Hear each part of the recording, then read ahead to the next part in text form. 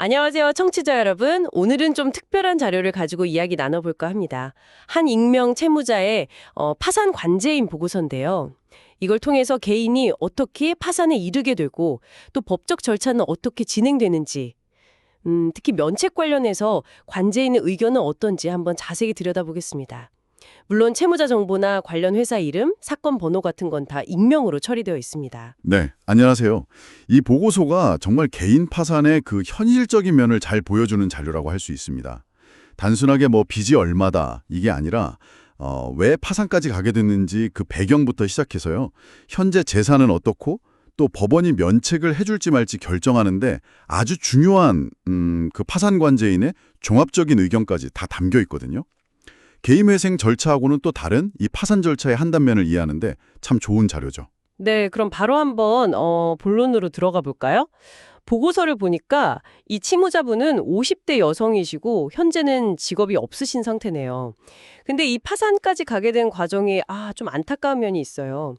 들어보니까 부동산 투자 관련 회사에서 근무하셨다고요? 그렇습니다. 2021년부터였는데요. 익명 처리된 부동산 투자 관련 회사 두 곳에서 일을 하셨어요. 주로 하신 일이 이제 투자 설명회 같은데 지인을 초대한다거나 아니면 기존 고객들 관리하는 그런 업무였죠. 그런데 2022년 말이 되면서부터 회사 자금 사정이 안 좋아지기 시작한 겁니다. 그래서 투자자들한테 약속했던 원금이나 수익금을 제때 지급하지 못하는 문제가 생긴 거죠. 아, 여기서 이제 개인적인 부담이 확 커지게 된 결정적인 계기가 있었군요. 회사가 뭐 곧 괜찮아질 거다 이런 말을 하니까 그걸 믿고 또 본인이 아는 투자자들이니까 미안한 마음에 직접 본인 이름으로 대출을 받아서 그 돈을 메워주셨다는 거잖아요. 이게 어떻게 보면 공적인 문제인데 사적인 책임감까지 더해진 그런 상황이네요. 네, 맞아요. 그게 정말 결정적이었어요. 결국에는 회사 사정이 나아지기는커녕 더 악화돼서 월급조차 제때 못 주는 상황까지 간 거죠. 그러다 보니까 이분은 결국 퇴사를 할 수밖에 없었고 문제는 이제 본인 명의로 받아놨던 대출금인데 그게 한 6,582만 원 정도 되거든요. 이걸 감당할 수가 없게 된 거예요. 그래서 2023년 4월쯤에 완전히 파탄 상태에 이르렀고 결국 파산 신청까지 하시게 된 겁니다. 채무 내용을 보면 주로 카드사나 뭐 그런 금융기관 채무가 대부분이고요. 정말 어려운 상황이던데요. 그럼 현재 이분의 재산 상황은 좀 어떤가요? 파산 절차에서는 이런 재산들을 또 어떻게 처리하게 되는지도 궁금한데요. 보고서를 보니까 뭐 보험 해약하면 받을 수 있는 돈이 좀 있고 임차보증금 그리고 토지 지분이 아주 약간 있다고 나오네요. 네, 맞습니다.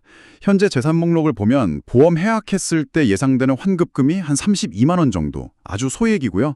지금 살고 계신 집의 임차보증금이 1,000만 원, 그리고 이제 춘천하고 원주에 있는 임야인데 거기에 대한 지분이 아주 조금 있어요. 다 합쳐도 평가액이 한 297만 원 정도 됩니다. 근데 여기서 이제 중요한 점은 이 재산들 전부에 대해서 파산관제인이 환가 포기 결정을 내렸다는 겁니다. 환가 포기. 이게 파산 절차에서 좀 중요한 개념인 것 같은데요.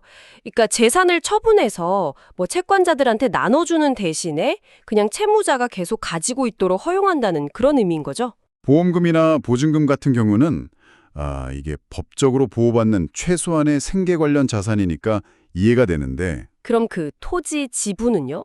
이건 왜 환자 포기 대상이 된 건가요? 네, 아주 좋은 질문이십니다. 그 토지 지분의 경우는요. 사실 법적인 보호 대상이라기보다는 현실적인 집행의 어려움 때문이라고 봐야 합니다. 이게 해당 임야들이 여러 사람이 지분을 쪼개서 가진 그런 공유 상태거든요. 근데 채무자의 지분이 뭐 전체의 229분의 2, 또 다른 건 304분의 1 이런 식으로 정말 작아요. 그리고 그 공유자 수도 보면 수십 명에 달하고요. 지분이 너무 작고 사람들도 너무 많고. 그렇죠. 그러니까 이런 자산을 실제로 팔아서 현금화하려면 뭐 경매를 하든 뭘 하든 절차도 복잡하고 비용도 들 텐데 예상되는 매각 대금 자체가 너무 적은 거죠. 뭐 각각 따져보면 몇십만 원에서 한 100만 원 초반대 이 정도밖에 안 되는 거예요. 한마디로 이걸 처분하려고 드는 노력이나 비용에 비해서 실익이 거의 없다고 본 거죠. 뭐 오히려 배보다 배꼽이 더 클 수도 있고요. 그래서 관제인이 현실적으로 환가하는 게 의미가 없겠다 이렇게 판단해서 포기한 겁니다. 그렇군요. 그러니까 법적으로는 뭐 처분 대상이 될 수도 있겠지만 이걸 실제로 팔아서 채권자들에게 나눠줄 만큼의 가치가 나오기 어렵고 절차도 복잡하니까 그냥 효율성이나 채무자의 여러 상황을 고려해서 관제인이 환가를 포기하는 결정을 내린 거군요. 이게 어떻게 보면 파산 절차가 단순히 그냥 빚만 딱 청산하는 게 아니라 좀 현실적인 측면을 많이 고려한다는 걸 보여주는 것 같네요. 바로 그 점입니다. 파산 관제인의 역할이 단순히 재산 찾아서 나눠주는 것만이 아니거든요. 법원의 감독을 받으면서 채무자의 재산을 꼼꼼히 조사하고 관리하는 역할도 하지만 더 중요한 것 중 하나가 혹시 채무자가 재산을 숨기진 않았는지 아니면 뭐 면책 불허가 사유에 해당하는 행동을 하지는 않았는지 이런 걸 면밀히 검토하는 겁니다. 면책 불허가 사유라는 게 뭐 예를 들면 재산을 고의로 숨기거나 뭐 낭비나 도박 같은 걸로 재산을 크게 줄였거나 아니면 법원에 거짓말을 하거나 뭐 이런 것들이죠. 네네. 그럼 이 사건에서는 관제인의 최종적인 면책에 대한 의견은 어떻게 나왔나요? 네, 이 보고서 마지막 부분을 보면요.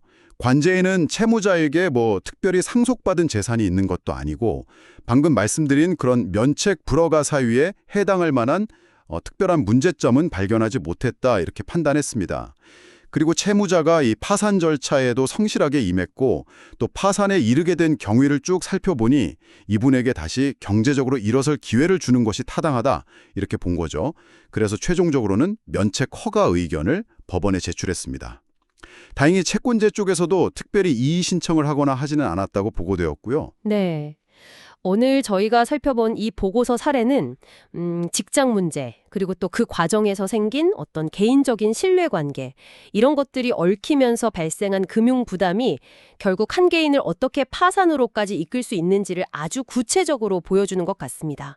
그리고 또 동시에 이 파산 및 면책 제도가 어떻게 작동해서 개인에게 다시 일어설 수 있는 발판을 마련해 줄 수 있는지도 잘 보여주고요. 네, 특히 저는 이 사례에서 그 환가 포기 결정이 내려지는 그 현실적인 이유, 그 부분이 인상 깊었습니다.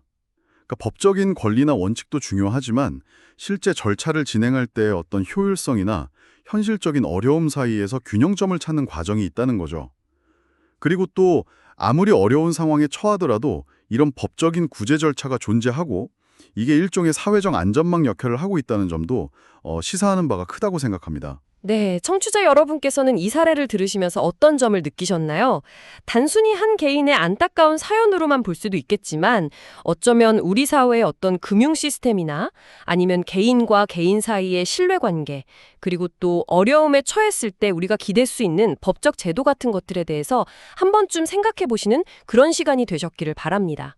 어쩌면 이 사례가 우리에게 던지는 질문은 어떻게 하면 이런 상황을 미리 막을 수 있을까? 이것만큼이나 만약 누군가 이런 상황에 처하게 된다면 우리 사회는 어떤 안전장치를 더 마련해야 하는가 하는 것일지도 모르겠습니다.